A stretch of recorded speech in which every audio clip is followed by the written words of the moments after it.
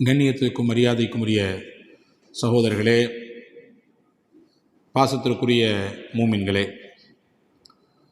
புனிதமான முஹர்ரம் மாதத்தினுடைய துவக்க நாட்களிலே இருக்கிறோம். இந்த மாதத்தை குறித்து இதற்கு முன்னால் ஹிஜ்ரத் என்கின்ற மகத்தான அந்த வரலாற்றை குறித்து கடந்த வாரங்களிலே நாம் பார்த்தோம். முஹர்ரம் மாதத்தில் நினைவு கூறப்படுகிற மிக முக்கியமான ஒரு விஷயம், இந்த மாதத்தினுடைய 10வது நாளாக இருக்கிற ஆஷூரா என்கின்ற தினத்தில் நோன்பிருப்பதும், அந்த நாளில் அல்லாஹு ஜல்ல ஷானுஹு வ தஆலா எத்தனையோ பல நபிமார்களுக்கு செய்த பேருதவிகளையும் அவனுடைய அருட்கிருபைகளையும், நெருக்கடி நிலையில் இருந்த பலருக்கு அந்த நெருக்கடிகளை தீர்த்து கொடுத்து தீர்வை ஏற்படுத்தி கொடுத்த அந்த விஷயங்களையும் பார்க்கிறோம், படிக்கிறோம், கேட்கிறோம். அதிலிருந்து நம்முடைய வாழ்வும் அதே போன்று உண்டான வல்ல அல்லாஹுவின் பேரருளை தாங்கி நிற்க வேண்டும் என்று துவா செய்கிறோம். அல்லாஹ் தௌஃபிக் செய்வானாக. அன்புக்குரியவர்களே, பிரபலமாக இந்த ஆஷூரா தினத்தில் ஹஜ்ரத் சையதுனா மூசா அலைஹிஸ்ஸலாம் அன்னவர்களை குறித்து பேசப்படுவதும், அவர்களுக்கு அல்லாஹ் வழங்கிய பேரருளை நினைவு கூறப்படுவதும் மிக முக்கியமான ஒரு ஈமானிய பாடம். மூசா அலைஹிஸ்ஸலாமை அல்லாஹ் காப்பாற்றினான். அவர்களை எதிர்த்து கிளம்பிய ஃபிரௌனையும் அவனுடைய படையையும் அல்லாஹ் செங்கடலிலே மூழ்கடித்தான். வ அக்ரக்னா ஆல ஃபிர்அவுன் வ அன்தும் தம்புரூன், நீங்கள் பார்த்து கொண்டிருக்கிற சூழலிலேயே உங்களுக்கு முன்னாலேயே நான் அவர்களை மூழ்கடித்தேன் என்று அல்லாஹ் அல் குர்ஆனிலே பல்வேறு இடங்களில் சொல்கிறான். மூசா அலைஹிஸ்ஸலாம் அன்னவர்கள் 5 உலுல் அஸ்ம் என்று சொல்லப்படுகிற உறுதியான மனம் படைத்த நபிமார்களில் 5வரில் ஒருவர் தான் ஹஜ்ரத் சையதுனா மூசா அலைஹிஸ்ஸலாம். அதோடு மட்டுமல்ல, மூசா அலைஹிஸ்ஸலாம் அன்னவர்களுக்கு அல்லாஹ் வேதத்தை தந்திருந்தான். வேதம் வழங்கப்பட்ட 4 நபிமார்களில் ஒருவர் ஹஜ்ரத் சையதுனா மூசா அலைஹிஸ்ஸலாம். தௌராத் என்ற வேதத்தை அல்லாஹ் அவர்களுக்கு கொடுத்திருந்தான். அது மட்டுமல்ல, மூசா அலைஹிஸ்ஸலாம் அன்னவர்கள் உலகத்தில் வேறெந்த நபிக்கும் கிடைக்காத ஒரு தனிச்சிறப்பை பெற்றார்கள். அல்லாஹுவோடு நேரடியாக பேசுகிற வாய்ப்பை பெற்றார்கள். பார்க்கும் வாய்ப்பை அன்னலம் பெருமானா ஸல்லல்லாஹு அலைஹி வஸல்லமுக்கு அல்லாஹ் தந்தான். பார்த்து அல்லாஹ்வின் இடத்திலே நபிகளார் பேசினார்கள். அது தரத்தில் உயர்ந்த தரம். அதற்கு அடுத்து அல்லாஹ்விடத்தில் பேசும் வாய்ப்பை பெற்ற தூர்சினா மலைக்கு சென்று அல்லாஹுவோடு பேசுகிற வாய்ப்பை பெற்ற நபியாக, கலீமாக ஹஜ்ரத் சையதுனா மூசா அலைஹிஸ்ஸலாம் விளங்குகிறார்கள். திருக்குர்ஆன் என்பது உலக அழிவு நாள் வரை வரக்கூடிய மக்களுக்கான ஒரு வழிகாட்டும் வான்மறை. அது அந்த வழிகாட்டும் வான்மறையிலே பல்வேறு செய்திகளை, வழிகாட்டுதலை நம்முடைய துன்யாவுக்கு, ஆகிரத்திற்கு, நம்முடைய எல்லாம் எங்கெல்லாம் நமக்கு சம்பந்தம் இருக்கிறதோ அதற்கெல்லாம் வழிகாட்டுதலை அல் குர்ஆன் கொடுக்கிறது. அந்த அல் குர்ஆனில் சற்றேறக்குறைய 114 அத்தியாயங்கள் இருக்கிறது. அந்த அத்தியாயங்களில் நிறைய அத்தியாயங்களை இடம் பிடித்திருக்கக்கூடிய வரலாறு என்னவென்றால் ஹஜ்ரத் மூசா அலைஹிஸ்ஸலாமுடைய வரலாறு. அவர்களின் பெயர் மற்றும் திருக்குர்ஆனிலே 100 சொச்சம் இடங்களிலே இடம்பெற்றிருக்கிறது. அவர்களின் வரலாற்றை திருக்குர்ஆனிலே 80க்கும் அதிகமான இடத்திலே அல்லாஹ் சொல்கிறான். அல்லாஹ் மட்டும் என்பது கிடையாது. நபிகள் பெருமானா ஸல்லல்லாஹு அலைஹி வஸல்லம் அன்னவர்கள் மூசா அலைஹிஸ்ஸலாமை பற்றி நிரம்ப பேசியிருக்கிறார்கள். ஹதீதுகளிலே வந்திருக்கிறது, நபிகளார் சஹாபாக்களோடு ஹஜ்ஜுக்கு செல்கிறார்கள்.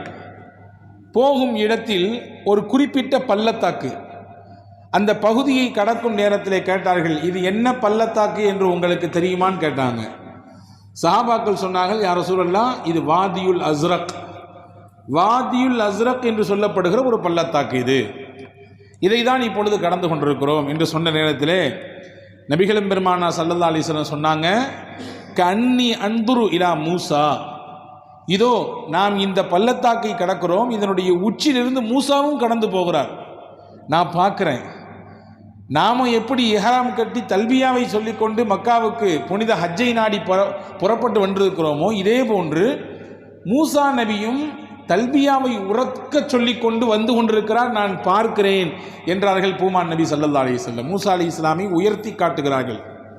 மூசா அலைஹிஸ்ஸலாமை பற்றி நிறைய பேசியிருக்கிறார்கள் பெருமானா ஸல்லல்லாஹு அலைஹி வஸல்லம். ஒரு இடத்திலே ஹதீதிலே வந்திருக்கிறது, மூசா அலி இஸ்லாமி நபியாக ஏற்றுக்கொண்டவர்கள், அதாவது தௌராத்தை வேதமாக ஏற்றுக்கொண்டு மூசா அலி இஸ்லாமி நபியாக ஏற்றுக்கொண்ட சில மக்கள் மதீனாவில் வாழ்ந்து கொண்டிருந்தார்கள். எந்த நபியையும் எந்த நபிக்கு அனுப்பப்பட்ட வேதத்தையும் ஏற்றுக்கொள்ளலாம், ஆனால் இறுதி நபி வந்துவிட்டால் எல்லாத்தையும் வச்சுட்டு முகமது நபியை பின்பற்ற ஆரம்பிச்சிடணும். அவர்களுக்கு அனுப்பப்பட்ட வேதத்தை பின்பற்ற ஆரம்பித்து விட வேண்டும். இது நபிமார்களுக்கு அல்லாஹ் கொடுத்த உத்தரவு. நீங்கள் வாழும் காலத்தில் முகமது நபி வந்தால் நீங்கள் அவரை பின்பற்ற வேண்டும் என்று அல்லாஹ் சொன்னான். நீங்கள் அவருக்கு உதவியாக இருக்க வேண்டும், அவர்களை நீங்கள் பின்பற்ற வேண்டும் என்று அல்லாஹ் சொன்னான். இப்போ நபிமார்களுக்கே அப்படி உத்தரவு என்றால் நபிமார்களை பின்பற்றக்கூடிய மக்களுக்கும் அப்படித்தானே உத்தரவு. மதீனாவிலே மூசா அலி இஸ்லாமை ஏற்று அவர்களின் வேதம் தௌராத்தை பின்பற்றுகிற மக்கள் சிலர் இருந்தார்கள்.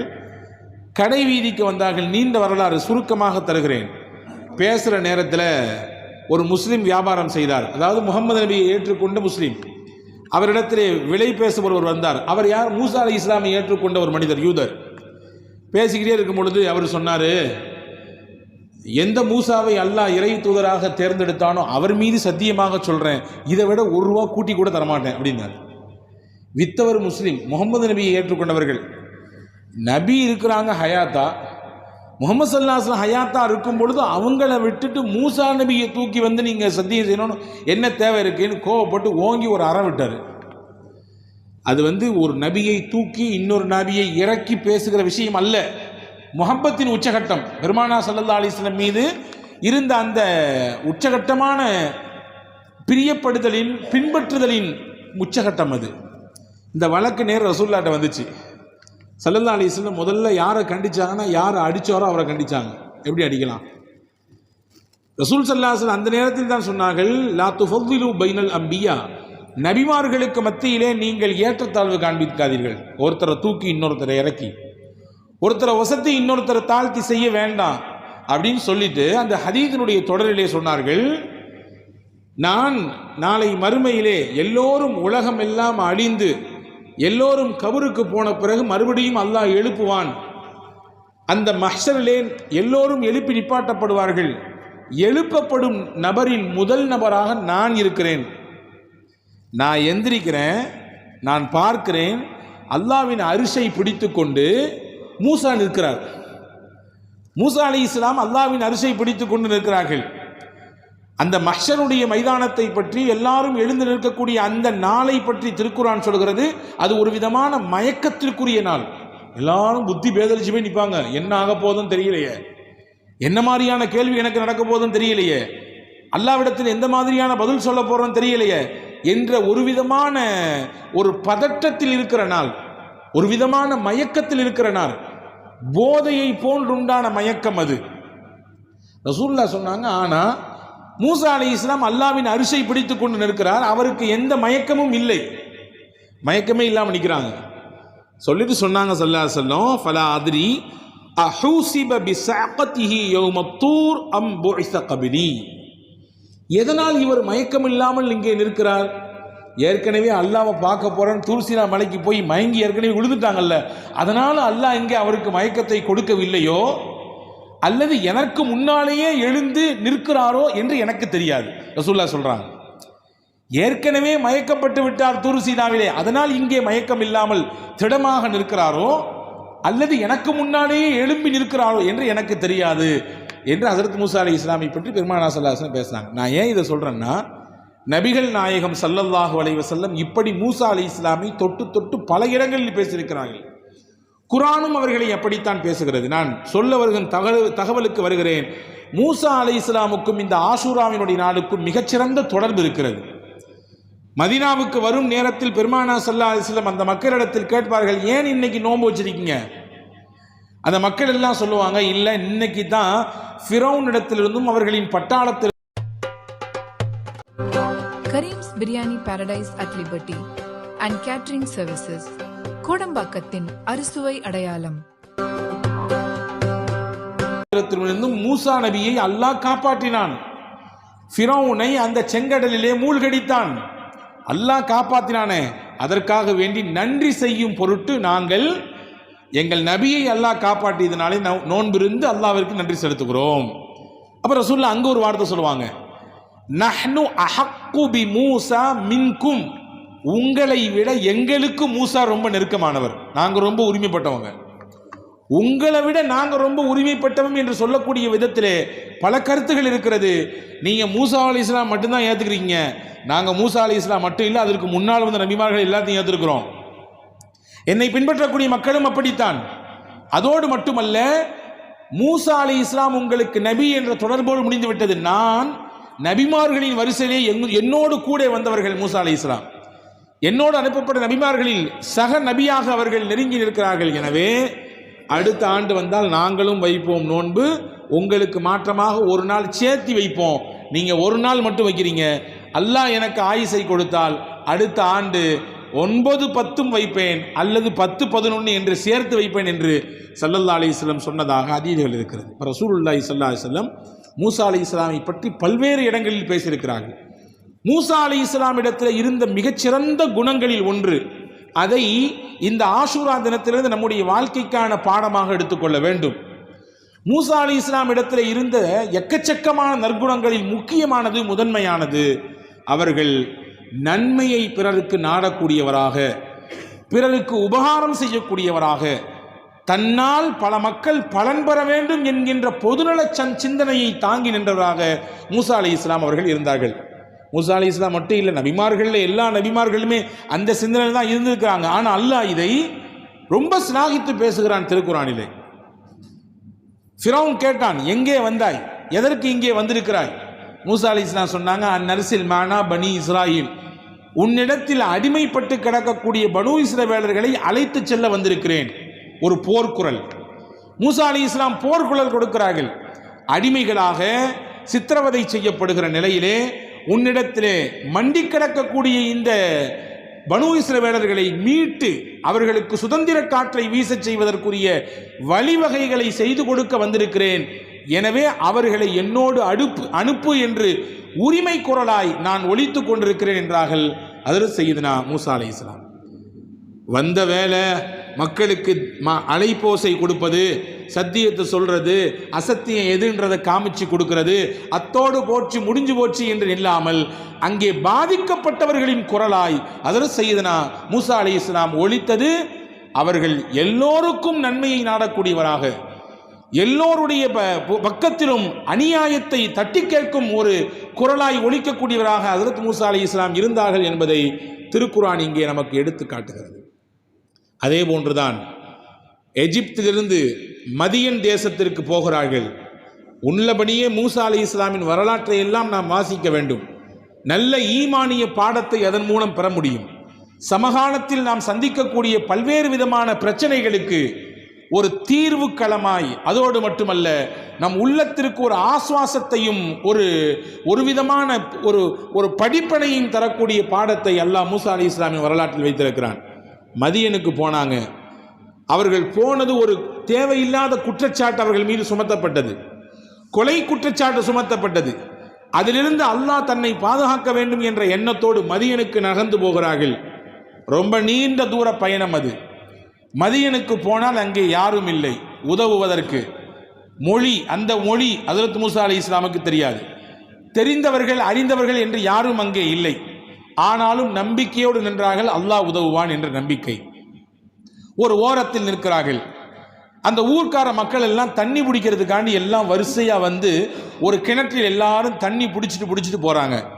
அந்த தண்ணி பிடிக்கும் கூட்டத்திலே ஆண்களும் இருக்கிறார்கள், பெண்களும் இருக்கிறார்கள், கலந்து நிற்கிறார்கள். ஆனா அந்த கூட்டத்தில் சேராம 2 பெண் பிள்ளைங்க மட்டும், இளம் வயது 2 பெண் பிள்ளைகள் ஓரம் சாரமாக ஒதுங்கி நிற்கிறார்கள். மூசா அலைஹிஸ்ஸலாம் தான் எல்லாத்துக்கும் நன்மை செய்யக்கூடிய ஆளாச்சே, எனக்கு என்னன்னு போகக்கூடிய ஆள் இல்லை.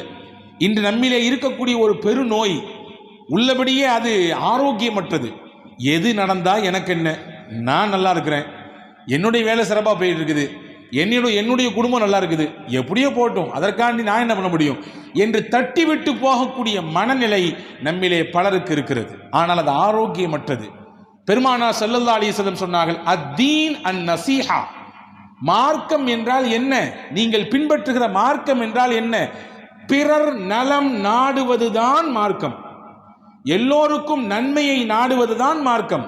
உங்களுக்கு என்ன தெரியுமோ, உங்களால் என்ன முடியுமோ அதை உங்களோடு சுருக்கிக் கொள்ளாமல் எல்லோருக்குமானவராக நீங்கள் ஆக வேண்டும். அதுதான் மார்க்கம் உங்களுக்கு சொல்கிறது என்றார்கள் நபிகள் பெருமானார் ஸல்லல்லாஹு அலைஹி வஸல்லம். இப்போ மூசா அலைஹிஸ்ஸலாம் பார்க்குறாங்க, தன்னந்தனியாக 2 பிள்ளைங்க, அதுவும் இளம் வயது பிள்ளைகள் நிற்கிறாங்க. போய் கேட்டாங்க, என்னம்மா நீங்கள் தண்ணி குடிக்கலையா?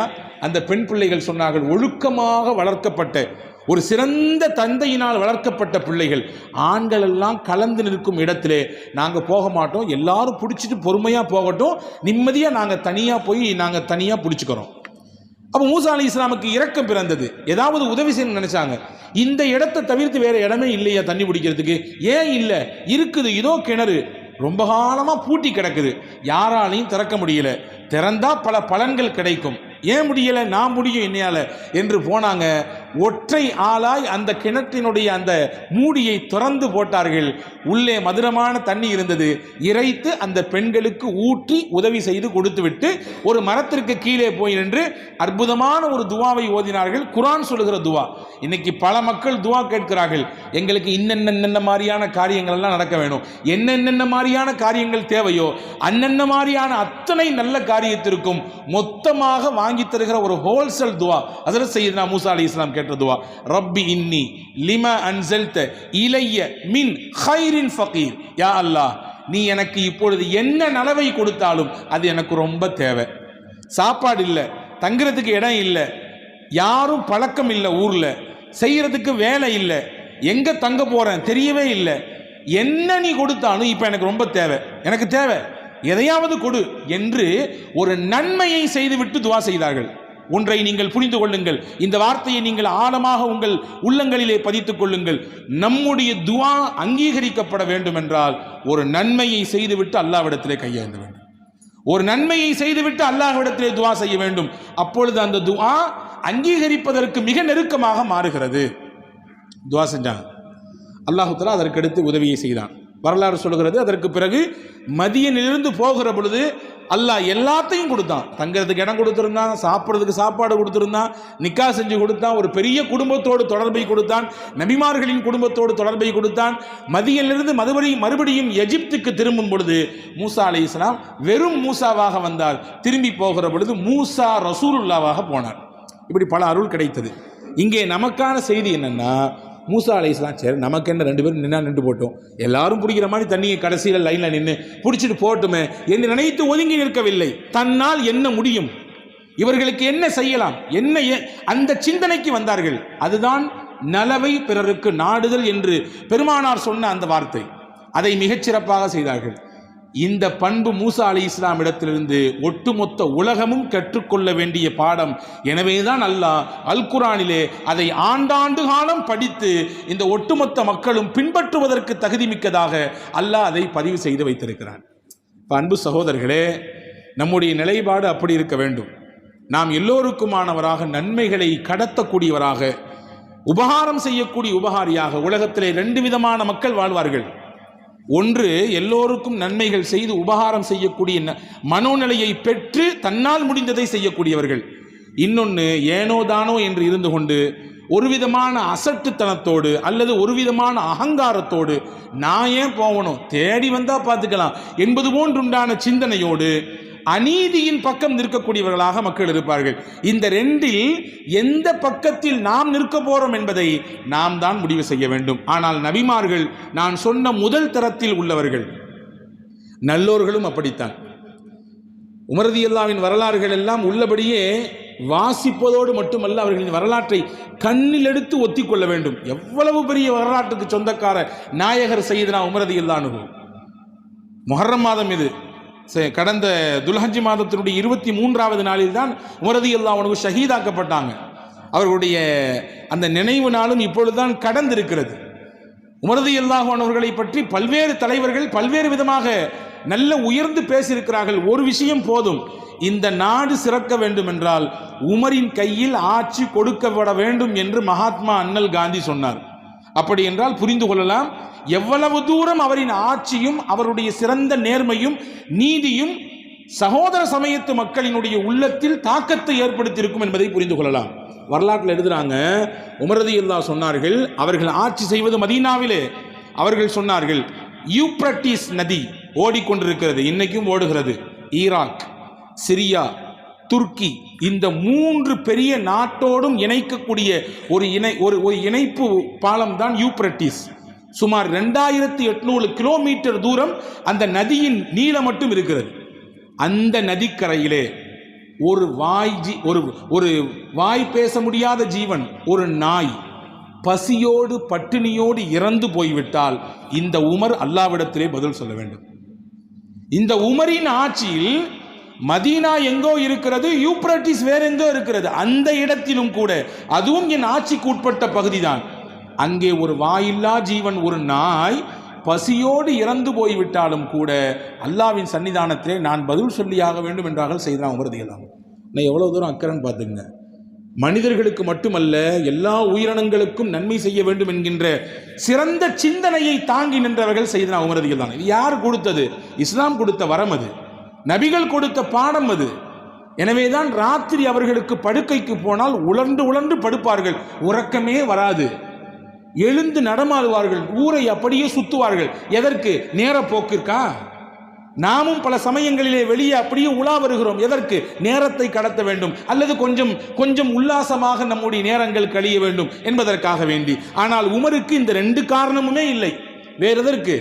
மக்களின் நிலை எவ்வாறு இருக்கிறது, என்ன குறை இருக்குது, அவங்க எந்த மாதிரியான கஷ்டத்தில் இருக்கிறாங்க, எப்படியான நம்முடைய ஆட்சியினுடைய அமைப்பை இன்னும் சிறப்பாக மீட்டெடுக்கலாம், மாற்றலாம் என்று நினைத்தார்கள்.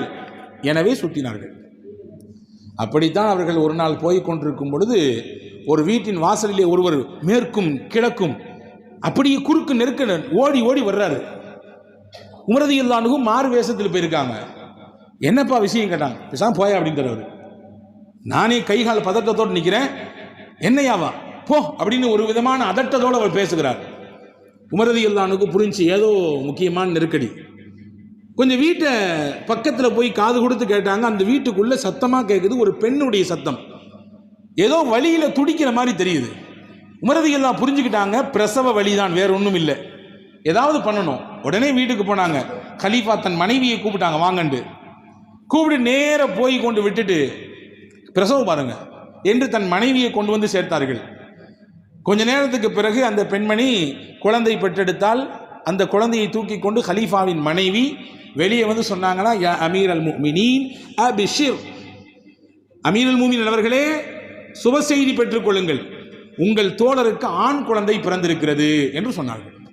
அப்பந்தான் இவருக்கு தூக்கி வாரி போடுச்சு. ஆகா போ அப்படின்னு சொன்னது அமீர் அல் முஃமினீனா, உமர்கிட்டையா இப்படி பேசிட்டோம் என்று அந்த மனிதர் யோசித்தார். அதற்கு பிறகு அவர் வருந்தினார், கை செய்தப்பட்டார் என்றெல்லாம் வரலாறு போகிறது. ஒரு சராசரி மனிதனின் தேவை என்ன என்பதையும் கூட யோசித்து அதை நிறைவேற்றுகிற, அதை எப்படி சிறப்பாக அவருக்கு செய்து கொடுக்க வேண்டும் என்கின்ற பக்குவத்தையும் அந்த மிகச்சிறந்த புரிதலையும் பெற்றவர்கள் செய்தனா உமர் ரலியல்லாஹு அன்ஹு. இந்த மாதிரி எக்கச்சக்கமான வரலாறுகளை சொல்லலாம். இப்போ பிறருக்கு நலன் நாடுதல் என்பதுதான் இஸ்லாம். அதை தான் மூசா அலைஹிஸ்ஸலாமுடைய வரலாறு நமக்கு சொல்லித் தருகிறது. உலகத்தில் எப்படி எப்படியெல்லாம் நலனை நாடு இருக்கிறார்கள். அப்துர் ரஹ்மான் பின் அவுஃப் ரலியல்லாஹு அன்ஹு வரலாற்றில் எழுதுறாங்க, பெரிய செல்வந்தர், கோடீஸ்வரர், அன்றைய காலத்திலேயே மில்லியன் கணக்கில் அவர் வியாபாரம் செய்திருக்கிறார். ஒரு சின்ன உதாரணம் சொல்கிறேன், எவ்வளவு பெரிய வியாபாரி என்பதை, அவர் எவ்வளவு பெரிய முதலுக்கும் வியாபாரத்திற்கும் சொந்தமானவர் என்பதை நீங்கள் புரிந்து கொள்ளலாம். மதீனாவிற்குள் ஒரு நாள் பெரும் சத்தம், ஒரு பெரிய திருவிழா மாதிரி சத்தம். ஆயிஷா அம்மா கேட்டாங்க, என்னங்க ஒரே கோகுன்னு சத்தமாக கிடக்குது. அப்போ சொன்னாங்க, அப்துர் ரஹ்மான் சிரியாவிலிருந்து வியாபாரத்தை முடிச்சுட்டு வர்றாரு, 700 ஒட்டகமும் அந்த 700 ஒட்டகத்துக்கு மேலே சரக்கும் வந்திருக்கு அப்படின்றார். ஒரு ஒட்டகம் 10 லாரி சரக்கு பிடிக்கும். ஒரு ஒட்டகம் என்பது 10 லாரிக்கு எவ்வளவு ஏற்றலாமோ அவ்வளவு தூரம் அதிலே ஏற்றலாம். 700 ஒட்டகத்தோடு சரக்கோடு வருகிறார். எனவே தான் இந்த சத்தம் என்றாங்களாம். அவ்வளவு பெரிய செல்வந்தர். அவர்கிட்ட கேட்டாங்க, இப்படி பேசாமல் உங்களுடைய வியாபாரத்தில் ஓஹோன்னு இருக்கிறீங்களங்க, எப்படி நீங்கள் எப்படி வளர்ந்தீங்க? ஒரு காசு இல்லாமல் வெறும் கடனோடு மதீனாவினுடைய சந்தைக்கு போனார். மதீனாவின் சந்தைக்கு போய் ஒரு சில திருகங்களை கொண்டு வியாபாரத்தை துவங்கினார். ஓஹோ என்று வளர்ந்தார். எப்படி வளர்ந்தீங்க? 2 காரணம் சொன்னாங்க, முக்கியமான காரணம்.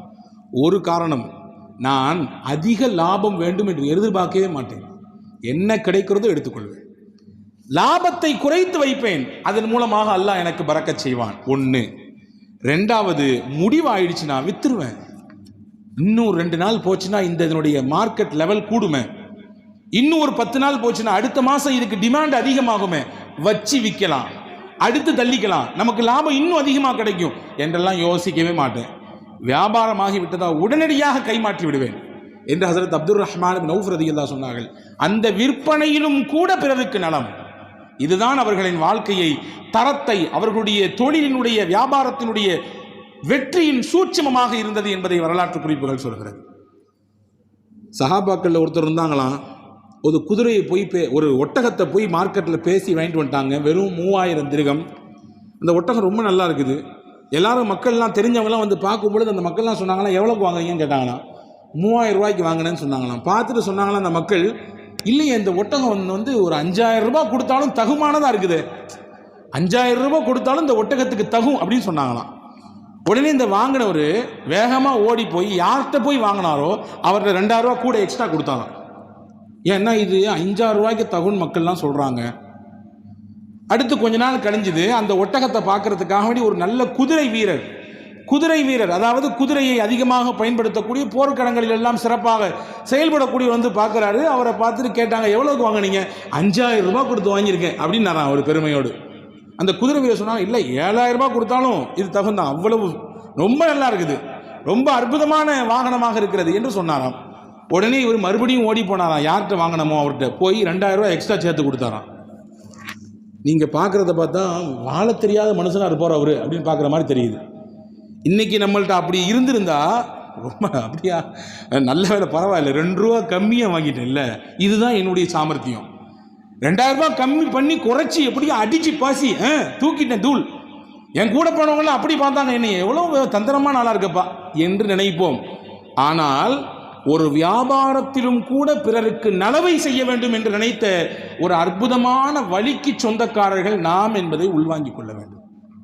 தொழில் வியாபாரம் என்பது கொடுக்கல் வாங்கல் என்பது 2 நபர்களின் நலனை சார்ந்தது, இருவரின் நலனை சார்ந்தது. அதிலும் கூட முடிந்த அளவுக்கு நான் பிறருக்கு உபகாரியாக நன்மை செய்யக்கூடியவனாக இருக்க வேண்டும் என்பதை கற்றுத்தந்த ஒப்பற்ற மார்க்கத்தினுடைய வழியில் வந்தவர்கள் நாம் என்பதை நாம் கவனத்தில் கொள்ள வேண்டும். அன்புக்குரியவர்களே, எனவேதான் மூசா அலைஹிஸ்ஸலாமின் வரலாறு நமக்கு அவ்வளவு பெரிய அழகிய பாடத்தை கற்றுத்தருகிறது. இன்றைக்கும் கூட நீங்கள் நம்ம சென்னையில் இருக்கிறோம், சென்ட்ரலுக்கு ஆப்போசிட்டில் ஒரு பில்டிங் இருக்குது, நம்ம எல்லாருக்கும் தெரியும், சித்திக் சராய் என்று சொல்லக்கூடிய முஸ்லீம்கள் எல்லாம் வந்தால் போனால் தங்குவதற்கு உண்டான ஒரு இடம். அதன் வரலாற்றுக்கு பின்னால் போய் பார்த்தால் அந்த வரலாற்றை படிக்கிற பொழுது அப்படி நான் நெகிழ்ந்து போய்விட்டேன். வேலூர் மாவட்டத்திலே கீழ்விசாரம் என்று ஒரு ஊர் இருக்கிறது. அந்த ஊரில் பிறந்தவர் தான் அப்துல் ஹக்கீம் சாஹிப். இன்றைக்கும் மேல் விசாரத்திலே அப்துல் ஹக்கீம் காலேஜ் என்று ஒரு கல்லூரி இருக்கிறது.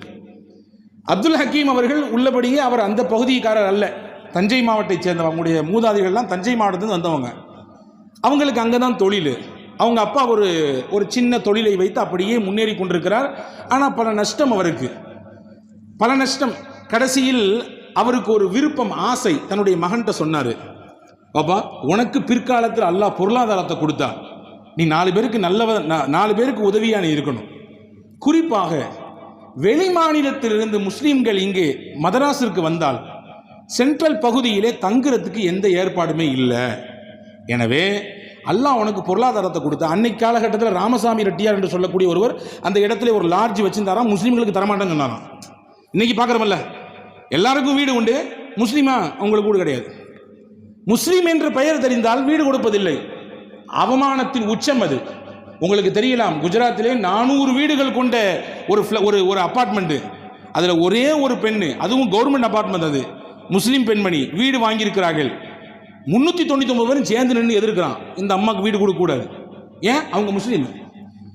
இது ஒரு பொது புத்தியிலே பதிவு செய்யப்பட்டு விட்டது. முஸ்லீம்கள் என்றாலே அவர்கள் ஒரு ஒவ்வாமைக்கு சொந்தக்காரர்கள் என்பதை பதிய வைத்து விட்டார்கள். அதனுடைய வெளிப்பாடை, அதனுடைய கேடை இன்று நாம் அறுவடை செய்து கொண்டிருக்கிறோம்.